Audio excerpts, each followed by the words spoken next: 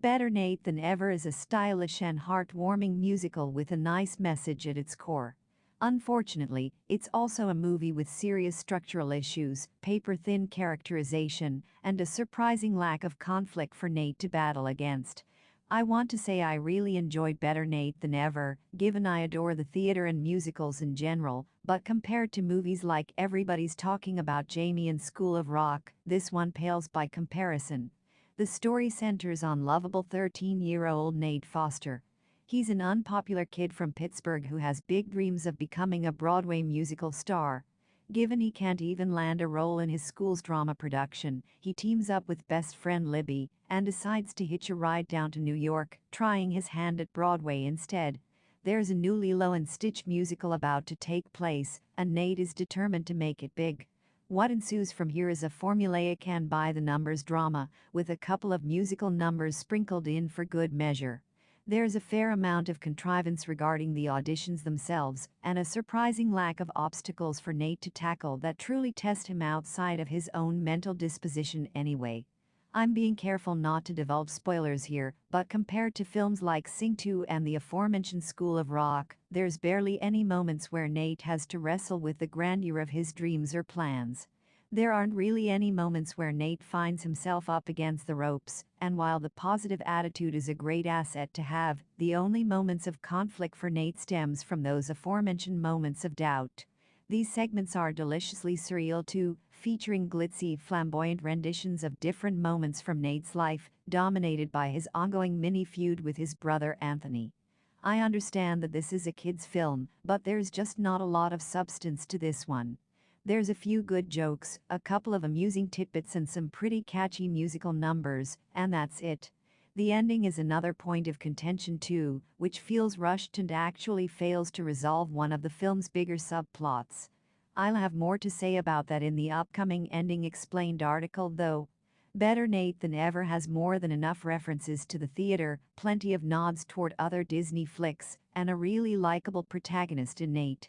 There's even a beautifully subverted moment toward the end of the film where Nate faces someone from school whom he's had issues with at the start of the movie.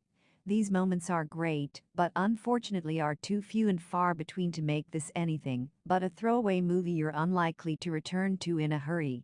Stay for the theater references and easy-going story, but those after another big musical hit will likely be left disappointed.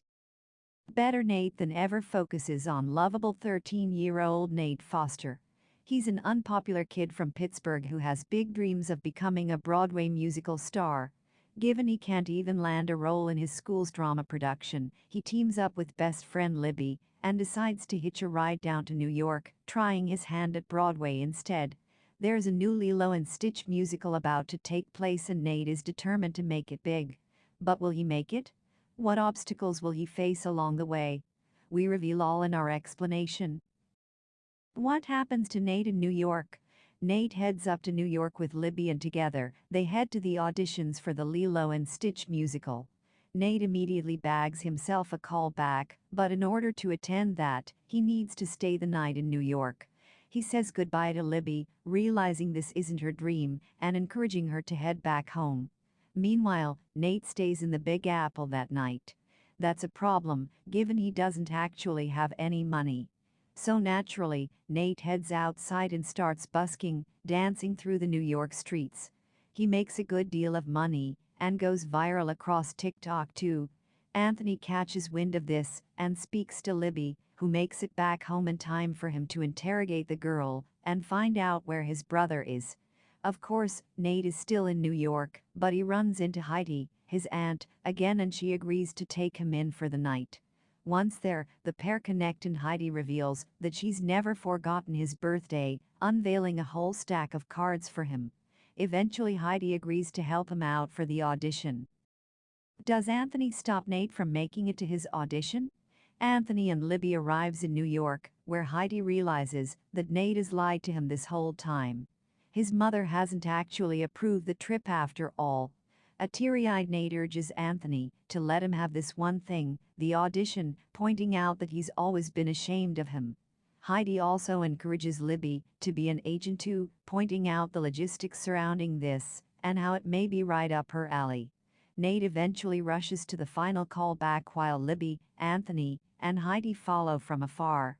Nate arrives at the audition but ignores the judges and decides to read every single line himself. The director calls him out for this, while all the other kids watch from the wings and begin giggling. Does Nate overcome his anxiety in his audition?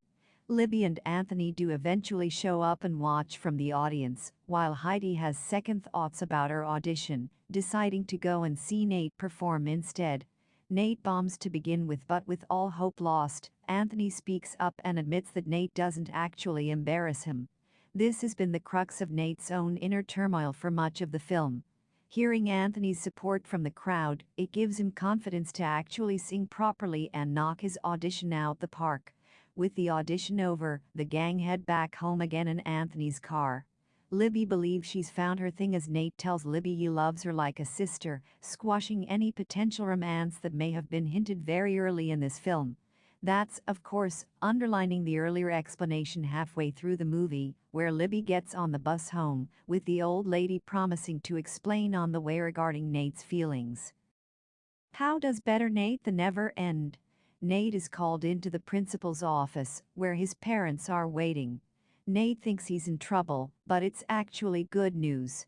It turns out he's got the part for Stitch in the Broadway musical. He's been signed up to do 2 matinees a week and potentially more if they need him. Libby is working as Nate's agent too and joins him up to New York, where the whole family support Nate's dream.